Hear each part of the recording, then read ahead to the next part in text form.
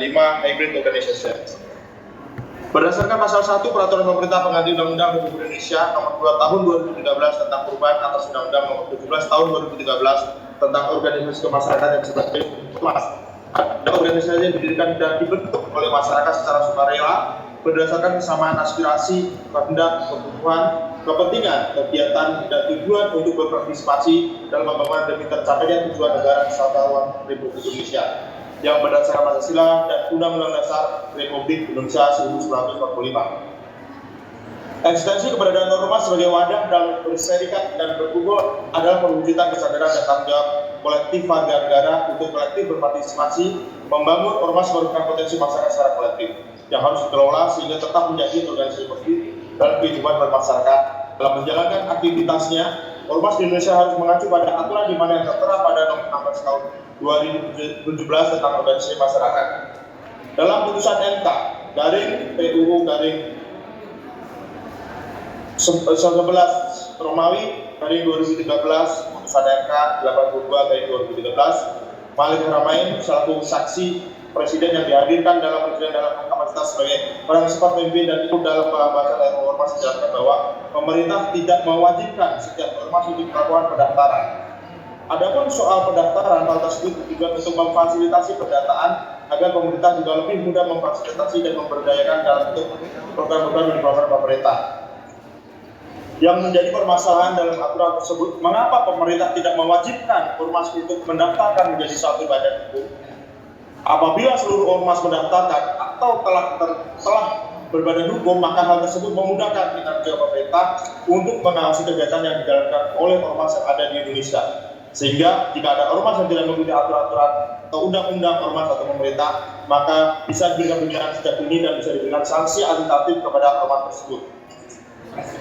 Dalam keterangan dosen Fakultas Hukum Universitas Islam Asatiyah Abdul Khair Ramadan menilai dalam perasa menganut pasal 59 ayat 4 huruf C Undang-Undang Ormas Perludem Masyarakat karena mengadili tidak didasarkan adanya perbuatan namun juga pemikiran. Adapun terhadap multi tafsir norma larangan pada pasal 59 ayat 4 huruf C Undang-Undang Ormas, saya menilai pemerintah belum menempuh jalur hukum untuk menghentikan suatu ormas yang didirikan bertujuan mengganti atau bahkan mengubah Pancasila dan Undang-Undang 1945. Menjadi sangat jelas bahwa Perpu yang telah menjadi undang-undang ormas ini telah menghilangkan peran pengadilan dan cenderung menempatkan pemerintah melebihi kewenangannya. Khilafatul Muslimin merupakan wujud kesatuan umat Islam sedunia sebagai persatuan global kaum muslimin sedunia dalam membawa visi dan misi global rahmatan lil alamin. Dalam praktiknya, Khilafatul Muslimin tidak mendaftarkan sebagai suatu kelompok ataupun organisasi kepada pemerintah setempat, melainkan memiliki yayasan bernama Yayasan Khilafatul Muslimin. Pada awal didirikannya untuk menyelesaikan konflik waris salah satu anggota dari Khilafatul Muslimin. Yayasan tersebut didirikan dalam rangka untuk mengamankan operasional pemerintahan yang ada dalam pondok pesantren Papua Islamiyah. Pondok Uang Islamiyah itu sendiri merupakan pendidikan non formal, bukan formal, yaitu seperti tafsir Al-Quran. Oleh karena itu, Pondok Pesantren Uang Islamiyah tidak bermaksud menyamakan pendidikan formal yang telah diatur oleh Kemendikbud. Lembaga swadaya masyarakat atau yayasan dapat diartikan organisasi atau lembaga yang dibentuk oleh anggota masyarakat warga negara Indonesia secara sukarela atas kehendak sendiri dan minat yang besar telah bergerak di bidang kegiatan tertentu yang ditetapkan organisasi atau lembaga sebagai wujud partisipasi masyarakat dalam upaya meningkatkan taraf hidup dan kesejahteraan masyarakat. Menitik beratkan kepada pengabdian secara swadaya pada konsepnya karena LSM adalah non-partisipan, tidak mencari keuntungan ekonomi, dibentuk secara sukarela, berlandaskan gerakan moral, pendirian dan berjalannya memiliki dasar hukum yang tercantum dalam Undang-Undang Nomor 16 Tahun 2001 mengenai yayasan. Karena Yayasan Khilafatul Muslimin berbentuk suatu yayasan, mengapa yang didakwakan oleh dasar hukum itu merupakan undang-undang ormas sebagaimana yang kita ketahui bernama Khilafatul Muslimin? Bukanlah suatu organisasi masyarakat dalam perkara ini. Alangkah baiknya yang dipakai ialah undang-undang yayasan, bukanlah undang-undang ormas. Demikianlah hadirnya terdakwa dalam persidangan setelah berarti unsur ormas langsung terbukti tanpa dibuktikannya juga unsur-unsur delik lainnya. Setelah terbukti unsur lainnya, barulah penuntut umum dapat menyatakan bahwa unsur ormas telah terbukti. Berdasarkan pasal 82 ayat 1 dan ayat 2 Undang-Undang 11 tahun 2017 bertentangan dengan pasal 28G ayat 1 dan pasal 28G ayat 1 Undang-Undang Dasar 1945 karena multi tafsir dan tidak ketat yang dapat menjerat dan para penjerat pemohon karena statusnya sebagai pengurus dan anggota ormas. 1. Pasal 82 ayat 1 dan ayat 2 Undang-Undang Nomor 16 Tahun 2017 menentukan ayat 1, setiap orang yang menjadi anggota dan atau pengurus ormas yang dengan sengaja dan secara langsung atau tidak langsung melanggar ketentuan sebagaimana dimaksud dalam pasal 59 ayat 3 huruf C dan huruf D dipidana dengan pidana penjara paling singkat 6 bulan dan paling lama 1 tahun. Ayat 2, setiap orang menjadi anggota dan atau pengurus ormas yang dengan sengaja dan secara langsung atau tidak langsung melanggar ketentuan sebagaimana dimaksud dalam pasal 59 ayat 3 huruf A dan huruf B dan ayat 4 dipidana dengan pidana penjara 10 tahun atau pidana penjara 5 tahun dan paling lama 20 tahun. Bertentangan dengan pasal 28B ayat 1 dan pasal 28B ayat 1 Undang-Undang 1945. Setiap orang berhak atas pengakuan, jaminan perlindungan dan kepastian hukum yang adil serta berkelakuan yang sama di hadapan hukum.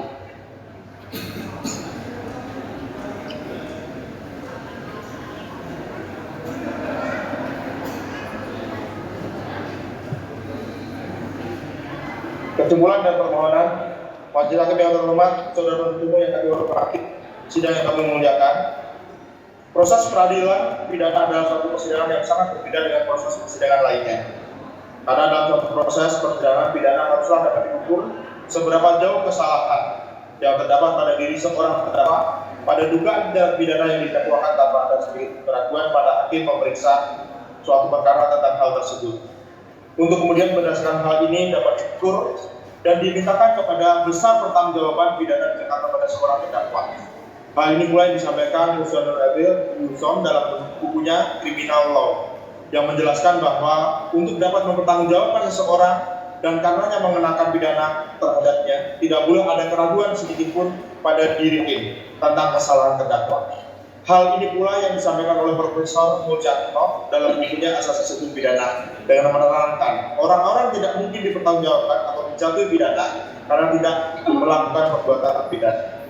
Bahwa berdasarkan fakta yang telah terungkap di muka persidangan dan penelitian secara hukum yang kami berikan, kami selaku penasihat hukum terdakwa bukan ingin mengaburkan, melainkan mohon kepada hakim yang kita agar dapat memberikan pertimbangan secara objektif dan melihat semua bukti-bukti dan fakta-fakta dalam persidangan.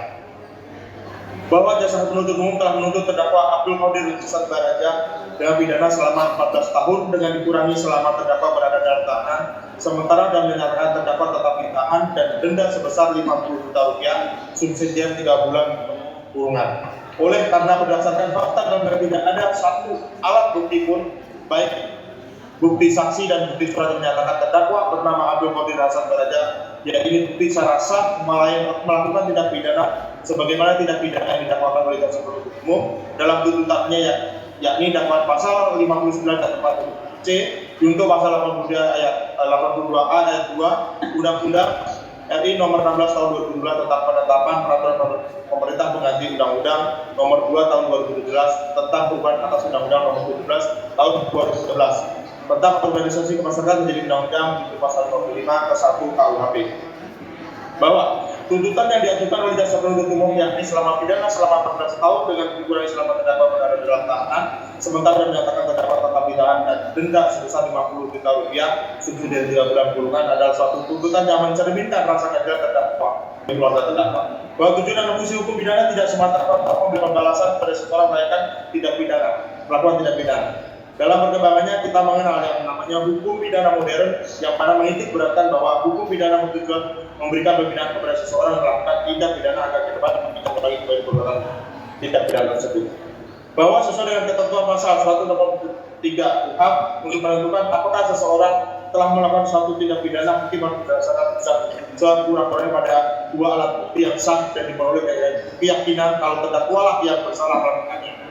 Dan berdasarkan ketentuan pasal 185 ayat 2 KUHP, keterangan dari seorang saksi saja tidak cukup untuk membuktikan adanya tindak pidana. Menurut ajaran atau prinsip hukum pidana adalah apabila salah satu unsur dari pasal dakwaan tidak terbukti, maka seluruh unsur pasal dakwaan tersebut harus dianggap tidak terbukti. Bahwa berdasarkan persidangan dengan melihat alat bukti yang diajukan oleh jaksa penuntut umum, Alat bukti berupa saksi ataupun alat bukti berupa surat kemudian dikaitkan dengan tuntutan yang menuntut terdakwa telah terbukti secara sah melakukan tindak pidana sebagaimana yang diatur dalam dakwaan pertama pasal 59 ayat 4 dan huruf C untuk pasal 82A ayat 2 Undang-Undang Republik Indonesia Nomor 16 Tahun 2017 tentang penetapan peraturan perundang-undangan di Undang-Undang Nomor 2 Tahun 2017 tentang perubahan atas Undang-Undang Nomor 17 Tahun 2013 tentang organisasi masyarakat yaitu Undang-Undang itu pasal 55 ke 1 KUHP. Maka kami berkesimpulan bahwa terdakwa tidak terbukti secara sah melakukan tindak pidana sebagaimana yang dimaksud dalam dakwaan pertama pasal 59 ayat 4 huruf C untuk pasal 82 A ayat 2 Undang-Undang Republik Indonesia Nomor 16 Tahun 2017 tentang penetapan peraturan pemerintah pengganti Undang-Undang Nomor 2 Tahun 2017 tentang perubahan atas Undang-Undang Nomor 17 Tahun 2009 tentang organisasi masyarakat di Undang-Undang pasal 55 ke 1 KUHP. Karena dalam fakta persidangan tidak ada satu alat bukti pun yang dapat mendukung unsur tindak pidana yang didakwakan oleh jaksa umum kepada terdakwa. Di mana kami kuasa hukum terdakwa menyampaikan kesimpulan khususnya dalam interaksi dan keterangan terdakwa dihubungkan dengan barang bukti dan nota tuntutan pidana yang diajukan oleh penuntut umum, maka untuk dan atas nama terdakwa memohon dengan hormat kepada majelis hakim yang mulia untuk dapat menjatuhkan putusan seadil-adilnya. Mohon agar majelis hakim dalam menjatuhkan putusan benar-benar menghadap para dari para majelis hakim yang mulia sesuai dengan keyakinan dan rasa keadilan dan kebenaran yang maha esa. Bahwa berdasarkan atas alasan di atas, maka kami penasihat hukum terdakwa memohon dengan segala hormat kepada majelis hakim yang mulia yang memeriksa dan mengadili perkara akuo kiranya dapat berkenan memutuskan amarnya sebagai berikut. 1. Menerima nota pembelaan atau pledoi nomor 1 garing BPN garing 1 Romawi garing 2023 garing BKS penasihat hukum terdakwa Abdul Qadir Hasan Baraja. 2. Menyatakan dakwaan jaksa penuntut umum dalam surat tuntutannya nomor registrasi perkara PDR strip 132 garing 2 Romawi garing BKS garing 10 garing 2022 yang dibacakan pada tanggal 27 Desember 2022 telah melakukan secara bersama-sama ormas menganut mengembangkan serta menyebarkan ajaran atau paham yang bertentangan dengan Pancasila dan menerima atau menguasai penempatan sumbangan menggunakan harta kekayaan sebagai dakwaan pasal 59 ayat 4 huruf C untuk pasal 82 ayat A ayat 2 Undang-Undang Republik Indonesia Nomor 16 Tahun 2017 tentang penetapan peraturan pemerintah pengganti Undang-Undang Nomor 2 Tahun 2017 tentang perubahan atas Undang-Undang Nomor 17 Tahun 2017 tentang organisasi masyarakat menjadi Undang-Undang untuk pasal 55 ke 1 KUHP dan ketiga pasal 5 ayat 1 Undang-Undang Nomor 10 tentang pencegahan dan pemberantasan tindak pidana pencucian uang untuk pasal 55 ke 1 KUHP tidak terbukti. Tidak. Pemerintah kan memberikan terdakwa Abdul Qadir Hasan Baraja dari segala dakwaan dan tuntutan. 4. Memulihkan nama baik harkat sebagai terdakwa Abdul Qadir Hasan Baraja pada keadaan semula. 5. Mengembalikan alat bukti berupa uang tunai dengan nominal sebesar 2.289.882 rupiah. 6. Memberikan putusan yang seadil-adilnya. Dan 7. Membebankan biaya perkara yang timbul pada persidangan kepada negara. Subsidiar. Apabila majelis hakim yang mulia berpendapat lain, mohon putusan yang seadil-adilnya untuk menutup pledoi ini jadilah motif kata-kata Nabi Muhammad SAW. Menghukum dan keraguan adalah dosa, dan di dunia hukum juga dikenal dalam keadaan in dubio pro reo. Adalah jika terjadi keraguan apakah terdakwa salah atau tidak, maka sebaiknya diberikan hal yang menguntungkan bagi terdakwa. Demikianlah nota pembelaan ini kami buat dan kami serahkan pada persidangan yang mulia pada hari Selasa tanggal 3 Desember 2022 di Pengadilan Negeri Bekasi. Hormat kami penasihat hukum terdakwa. Dan dari satu sama kamar penangkat.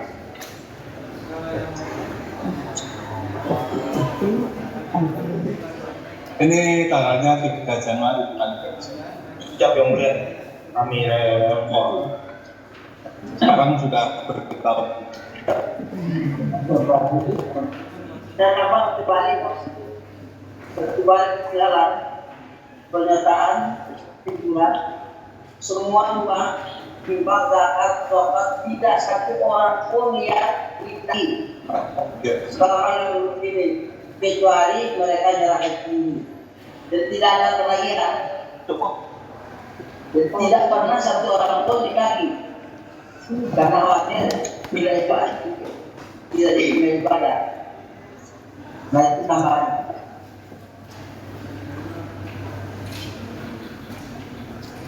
Dan saya sudah lama mencari. Boleh.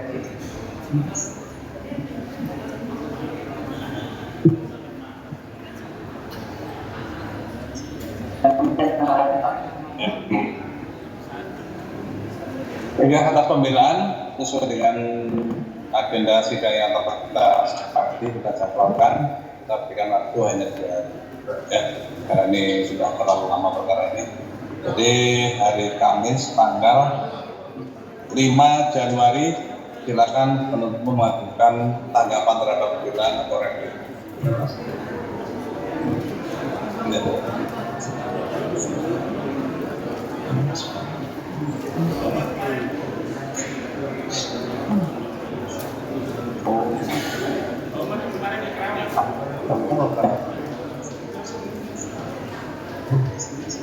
Ya kalau bisa permintaan dari majelis kalau bisa pagi karena ada ya kebanyakan pagi. Maksudnya pagi itu bukan kalau pagi ya jam 10 lah, jangan terlalu siang ya. Nah, kegiatannya Ya. kami sore.